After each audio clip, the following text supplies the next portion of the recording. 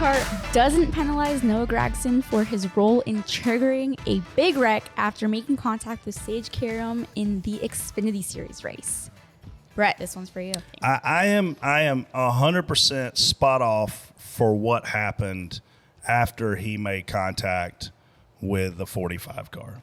He wrecked that car, he wrecked himself, and he wrecked, I don't know, what looked like about 12 to 15 others. Mm-hmm. Obviously, I piled into all of it. Us. Ruined my day. All of with us Daniel right Hemmer. I'm watching the television, and it's a long ways away from me, partly because I couldn't see the other television closer to me because of Monez's big-ass pole. And I'm watching you this, say and that? I'm like, man, they're wrecking right there. I don't hear anybody talking. I don't know where I'm at in the middle of this thing. I just know I'm probably behind it. So I key up, and I'm like, hey, they're wrecking. Good luck. If you I know make where it you through, were at. let us know. And he's like, oh, I just hit the 10. I'm like, yeah, we saw him flipping over. Yeah, you were in my Figured fuel somebody cell. got That's him. where you were at. But I'm watching this television, and it looked like an F5 tornado had formed and just was sucking up cars and slinging them around. So I'm clearly spot off for the amount of race cars that were torn up. I am spot on for how Noah handled himself after the race. A, he faced reporters. Kyle Busch wouldn't have done that. B, he wasn't an arrogant. He kind of basically said, hey, this is my stance. The guy had taken advantage of me 2 to 3 times. I'd had all I was going to take. And so that part of it, Casey, I was spot on. But the overall thing of this, what your question is, the penalized thing, I think this warranted at least a 3 to 5 lap penalty to be held on pit road because it was just stupid. You know what I mean? Like where it was at on the racetrack and knowing how narrow that place is and knowing how fast they're going right there.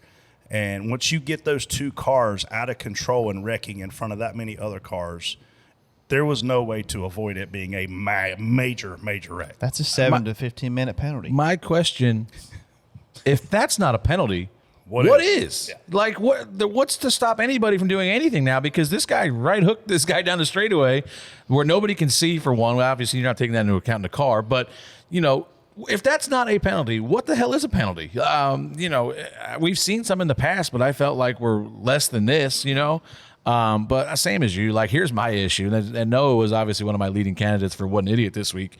And it's not really because of what he did. It is because of what he did, but Sage Karam has run a couple races with us, and if you race around Sage Karam, you'd probably want to do this too at times because he kind of races like an idiot. You know, he runs you all over the place. I wanted to get in the rental car. Yeah. And go after him. So I don't really fault Noah for this. What I fault Noah for is do a better job. Yeah, like if you're gonna wreck the guy, just wreck the guy. Don't wreck yourself in the process. Like you right turn the guy in the quarter panel and then wreck yourself at the same time.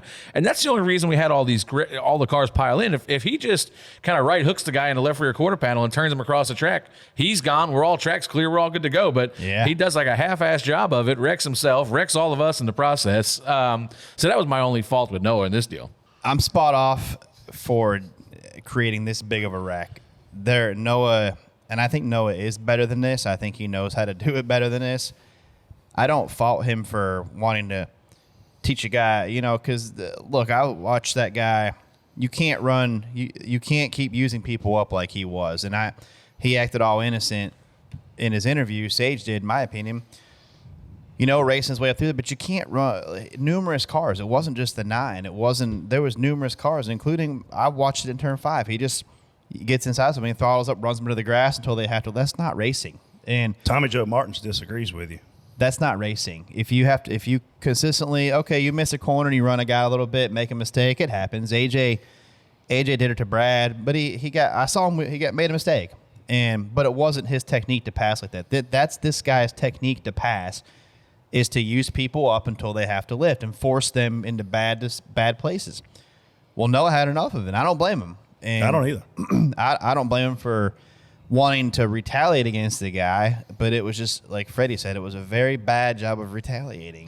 Let me ask you this. If you're going to penalize him, given that it is the Xfintiy Series, given that it's Noah Gragson, what are you going to actually penalize him with that's going to hurt? Because if you sit him for 3 to 5 laps like we would have seen in the 90s or early 2000s, what's it matter? Yeah. It doesn't affect his playoff. The only thing that I think a penalty does in that situation is you kind of just set a bar where, okay, we've drawn a line.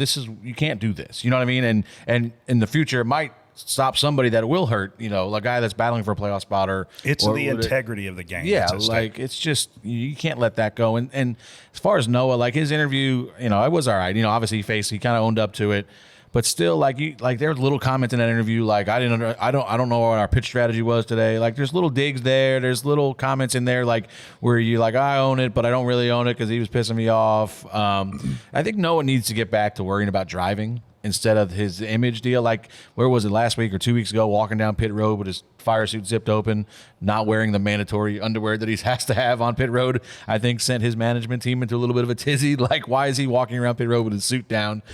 He's trying to play into this Tim Richmond image, and I think he needs to maybe just get back to driving the car, because in the beginning of the year he was borderline untouchable. Like after, what was it, like the first 4 or 5 races he was top 3, and he's kind of tailed off from that a little bit.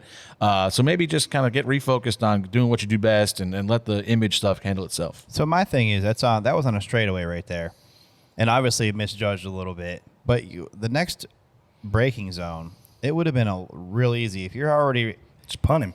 Yeah, if you're already right there at his quarter panel, just let him clear you by a few feet. Get in behind him when he brakes. You don't brake, and you go in there, and he sees the access road down there and loses all his spots. I mean, I don't necessarily think and I don't think Noah meant to wreck him and cause that big wreck, but it did. I don't think he meant to get that many cars involved. I don't think any of these guys would do that in that aspect, but it did. So we're coming up on Indianapolis road course pretty quick. And that puts a lot of Xfinity Series teams in a little bit of a hole. It takes a lot of effort, man hours to fix that many cars.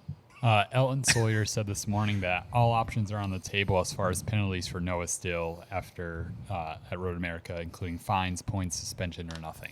Well, I mean, how would you feel if they come out today and say, I mean, they're not going to suspend him, but if they come out today and give him a 10-point penalty or something, I'm good with that. You got to do something, because like I said, if not, where's the line? This was a blatant right turn into a guy that wrecked half the field. So if that's okay, everything's okay. We've got exciting news. OfferPad wants to buy your home. Go to OfferPad.com right now and tell them all about it. You'll receive a cash offer within 24 hours.